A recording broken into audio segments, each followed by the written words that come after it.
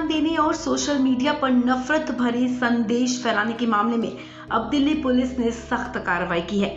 इस मामले में बड़ा एक्शन लेते हुए दिल्ली पुलिस की IFSO यूनिट ने AIMIM प्रमुख असदुद्दीन ओवैसी और स्वामी यति नरसिम्हानंद के खिलाफ FIR दर्ज की है।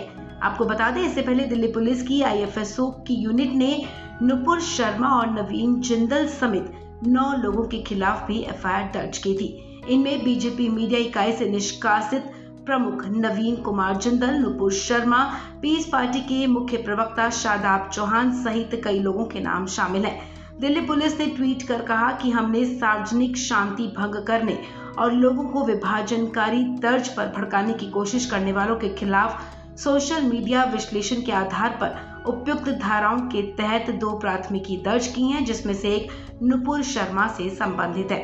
दिल्ली पुलिस के सूत्रों की माने तो नफरत भरे बयानों से माहौल बिगाड़ने वालों पर दिल्ली पुलिस की इस तरह की सख्ती जारी रहेगी। नुपुर शर्मा और नवीन जिंदल समेत 9 लोगों पर सख्ती के बाद अब AIMIM प्रमुख असदुद्दीन ओवैसी और स्वामी नरसिम्हानंद पर सोशल मीडिया के जरिए समाज में नफरत फैलाने वाले संदेश प्रसारित करने और धार्मिक सद्भावना बिगाड़ने के आरोप सहित अन्य धाराओं के तहत मामला दर्ज किया गया है। आपको बता दें कि बीते दिनों नुपुर शर्मा ने ज्ञानवापी मस्जिद परिसर में मिले कथित शिवलिंग को लेकर एक टीवी डिबेट के दौरान पैगंबर मोहम्मद के खिलाफ कथित तौर पर विवादास्पद टिप्पणी की थी। नुपुर शर्मा के कथित बयान के बाद कई लोगों ने सोशल मीडिया पर भड़काऊ बयान दिए, जिसे लेकर अब दिल्ली पुलिस ने ये एक्शन लिया है। वहीं आपको बता दें कि बीजेपी ने राष्ट्रीय प्रवक्ता नुपुर शर्मा को निलंबित कर दिया था, जबकि पार्टी की दिल्ली इकाई के मीडिया प्रमुख नवीन कुमार जिंदल को निष्कासित कर दिया गया है। पैगंबर मोहम्मद पर आपत्तिजनक टिप्पणी करके फंसी बीजेपी की पूर्व नेता नुपुर शर्मा को लेकर समर्थन और विरोध दोनों सामने आ रहा है। ताजा बयान सामने आया है मध्य प्रदेश की पूर्व CM और वरिष्ठ बीजेपी नेता उमा भारती का। उमा भारती ने एक तरफ तो नुपुर शर्मा पर पार्टी की कार्रवाई को सही बताया है, वहीं दूसरी तरफ उमा भारती ने कहा है कि उसे भेड़ियों के झुंड की तरफ नहीं फेंक सकते हैं। उमा भारती ने कहा कि अरब देशों की जो प्रतिक्रिया है उसे संभालने का काम हमारी केंद्र सरकार भली भांति कर लेगी, लेकिन नुपुर ने जो भूल की है वो उनकी पार्टी की लाइन से बाहर टिप्पणी की है। उन्होंने कहा कि हमारी पार्टी किसी के लिए भी कभी भी नफरत भरी भाषा बोलने के लिए स्वतंत्रता नहीं देती है। इसे लेकर पार्टी ने उसके खिलाफ जो कार्रवाई की है वो ठीक है और उसने खुद भी इस पर खेद जताया है। उन्होंने कहा कि अब चिंता का विषय यह है कि उसके सिर पर 1 करोड़ रुपए का इनाम और उसकी फोटो को जूतों से जिस तरह रौंदा जा रहा है और जैसे उसको धमकियां मिल रही हैं, उसके लिए तो हिंदुओं और मुसलमान सभी को निंदा करनी चाहिए। उमा भारती ने नुपुर को सुरक्षा उपलब्ध कराने की बात कही है। उमा भारती ने कहा कि हम उसको भेड़ियों के झुंड की तरफ नहीं फेंक सकते हैं, उसकी सुरक्षा की जिम्मेदारी भी हमारी है। ये जो बात आपने कही नुपुर की धमकी, ये हमारी संस्कृति को शोभा नहीं देता। हिंदू या मुसलमान किसी को भी के पाँव के जूते के नीचे किसी महिला की तस्वीर को रौंदा जाए, क्या इस्लामिक संस्कृति में ये जायज़ है? हिंदू संस्कृति तो आप छोड़ दीजिए। उसके सिर पे 1 करोड़ की धमकी, पार्टी तो उस पर कार्रवाई कर चुकी, उसको जान से मारने की धमकी, ये बहुत अशोभनीय है और इसी बात से मैं चिंतित हुई। लेकिन मुझे पता है गृह मंत्रालय बिल्कुल ठीक कार्रवाई करेगा। एक इनसिक्योरिटी और एक अनइजीनेस क्रिएट हुई है पूरे देश के पॉलिटिकल लोगों में, क्योंकि सबको समझ में आ गया है कि मोदी ने जो रास्ता पकड़ा, सबका साथ, सबका विकास और सबका विश्वास, उसमें देश को फ़ायदा हुआ, देश की जनता को फ़ायदा हुआ, सब लोगों को फ़ायदा हुआ। लेकिन जो दल तुष्टीकरण की राजनीति करते थे, वोट बैंक की राजनीति करते थे, वो धराशायी हो गए। तो अब सबके अंदर सर्वाइवल का भय आ गया और उसमें उत्तर प्रदेश में जो स्थितियां उन्होंने बना दी, आपने देखा होगा जिस तरह से अखिलेश ने गाली गलौज किया, हमारे लोगों ने भी जवाब दिए। मैं तो सबको बराबर जिम्मेवार मानूंगी, क्योंकि हमारी पार्टी ने खुद कुछ लोगों को नाम लिए हैं, कुछ लोगों के कि तुम बोल नहीं सकते। अब इसका मतलब वो बोल रहे थे, इसका मतलब हमारे यहाँ से भी आग में घी डाला जा रहा था। और ये बहुत अच्छा किया है साहब, भाजपा ने एक आदर्श उदाहरण प्रस्तुत किया है कि नाम लेकर के कुछ लोगों को कहा गया कि तुम बोलना नहीं। उमा भारती ने कहा, मैं तो यूपी के चुनाव में ही जिस तरह से जाति धर्म के नाम पर नफरत, गाली गलौज, नीचे दिखाना ही मुद्दा बन गया था, उसे देखकर चिंतित थी। पीएम मोदी हमारे पहले नेता हैं जिन्होंने हर समस्या का समाधान किया है, जिन्होंने राम मंदिर धारा 370 और 3 तलाक जैसे मुद्दों का जिक्र करते हुए कहा कि उन्होंने सारे मुस्लिम देशों के साथ अच्छे संबंध बनाए। उन्होंने कहा कि पीएम मोदी जैसे नेता भारत में तो क्या दुनिया के देशों में भी नहीं होंगे। बता दें कि नुपुर शर्मा को इस घटना के बाद से जान से मारने की धमकियां मिल रही हैं और हाल ही में दिल्ली में भी उनके खिलाफ एक एफआईआर दर्ज की गई है, जिसमें दूसरे नेताओं का भी नाम दर्ज है। मनी लॉन्ड्रिंग केस में फंसे दिल्ली के स्वास्थ्य मंत्री सत्येंद्र जैन को राहत नहीं मिली है। उनकी हिरासत 13 जून तक बढ़ा दी गई है।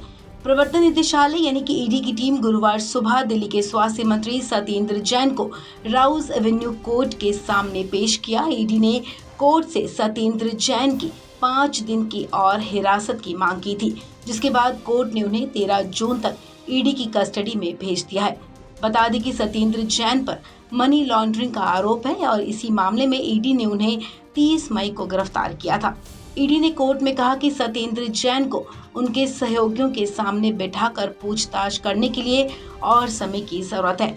वहीं सत्येंद्र जैन की तरफ से पेश हुए वरिष्ठ वकील कपिल सिब्बल ने कहा कि ईडी को जैन के खिलाफ कोई सबूत नहीं मिला है।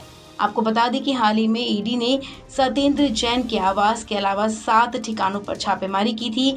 ईडी के मुताबिक छापेमारी में कई अहम दस्तावेज और डिजिटल रिकॉर्ड जब्त किया गया है। इसके साथ ही कुल 2 करोड़ 82 लाख रुपए नकद और 133 सोने के सिक्के सत्येंद्र जैन के सहयोगियों के पास से मिले हैं। इन सिक्कों का वजन 1 किलो 80 ग्राम के करीब है। ये कैश और सिक्के कहां से आए, इनके स्रोत के बारे में जानकारी नहीं मिली है।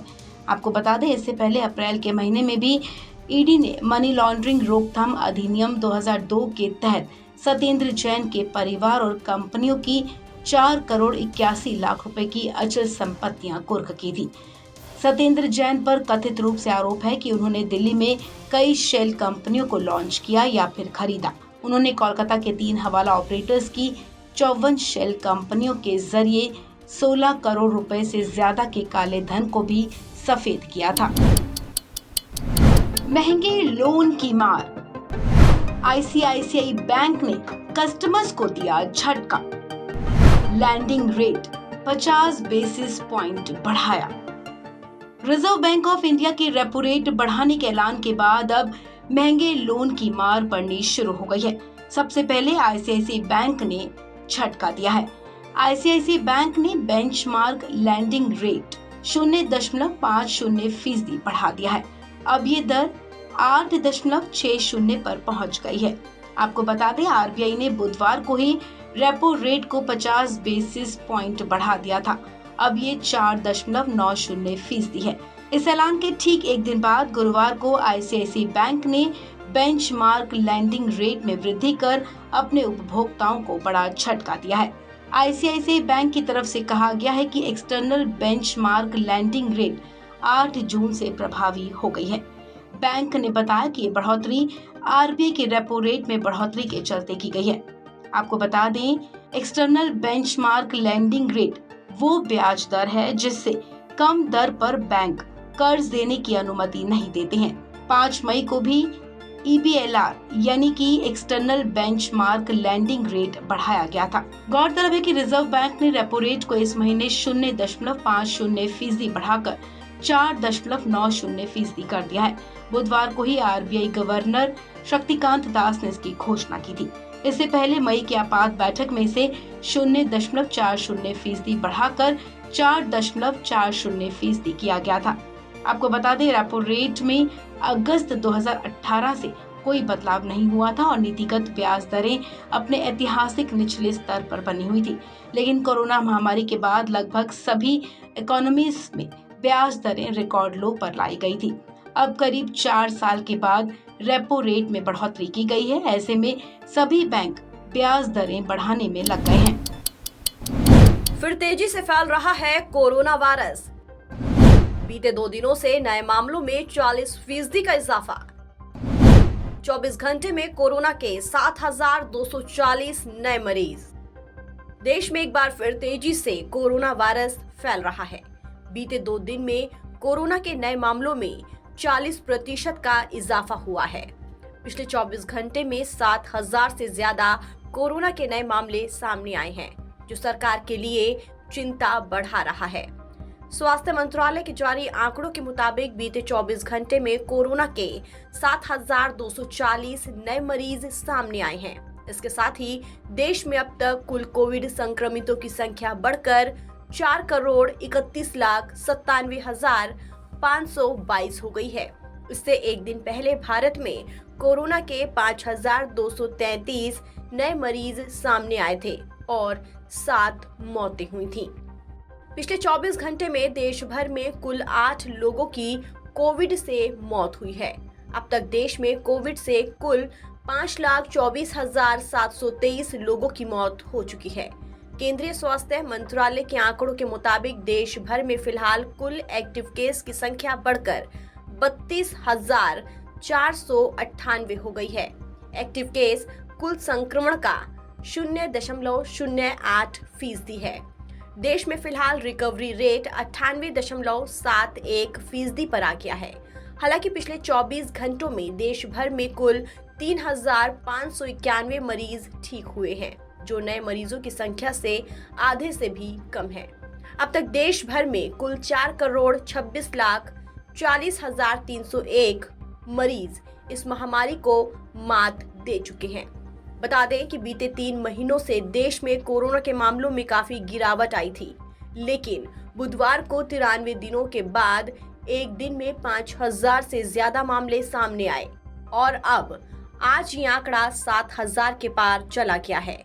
जिन राज्यों में कोरोना के सबसे ज्यादा मामले सामने आ रहे हैं, उनमें केरल, महाराष्ट्र, दिल्ली, हरियाणा और कर्नाटक शामिल है।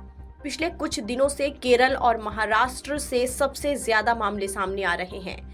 महाराष्ट्र में पिछले 24 घंटे में कोरोना वायरस के 2,701 नए मामले सामने आए, जो करीब 4 महीने में सबसे ज्यादा दैनिक मामले हैं। तो वहीं केरल से 2,271, दिल्ली से 564, कर्नाटक से 376, हरियाणा से 247 मामले सामने आए हैं। जहां कोरोना के आंकड़े तेजी से बढ़ रहे हैं, वहीं कोरोना वैक्सीनेशन की प्रक्रिया भी जोरों पर है।